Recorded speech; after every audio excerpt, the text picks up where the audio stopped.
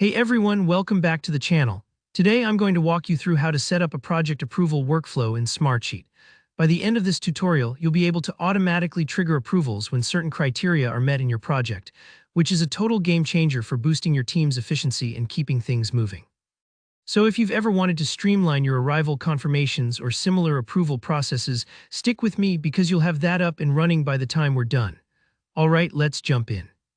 The very first thing you want to do is head over to the automation panel in your Smartsheet workspace. Think of this as the control center for all your automatic processes.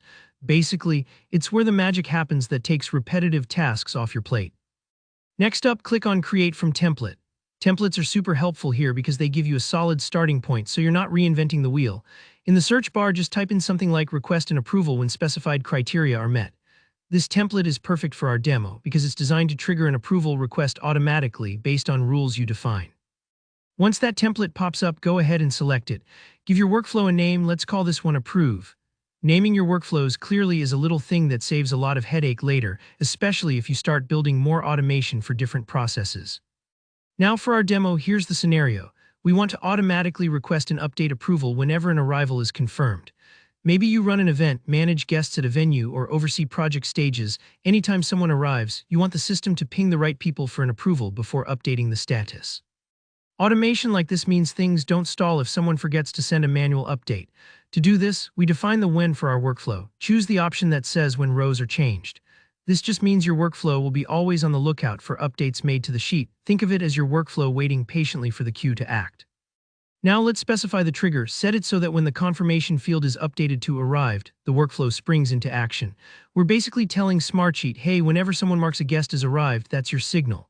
It's like a traffic light turning green and your process moves forward. At this point, you'll set up the request for approval action. Here you can customize your approval message. It could say something like, guest has arrived, name. The name is a dynamic field, so Smartsheet will insert the actual guest's name for you. This personal touch makes it much clearer for whoever's approving what they need to look at. For the next part, decide which field will be updated if approval is granted.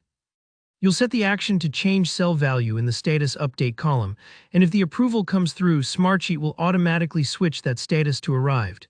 It's hands-off for you, but always accurate. Of course, not every request will be approved, so if someone declines the request, you can set up an alert to notify the appropriate person. Maybe your event coordinator or supervisor gets an instant heads up so nothing slips through the cracks. Decide who gets these notifications. You can add specific people or roles here and then make sure to save your workflow. You're not done just yet. Before you roll it out for real, use the Test Now feature. This lets you trigger the request across all relevant rows to see exactly how it works in action. Don't worry if things don't look perfect on your first try. Testing is the time to iron out those wrinkles without affecting your live data.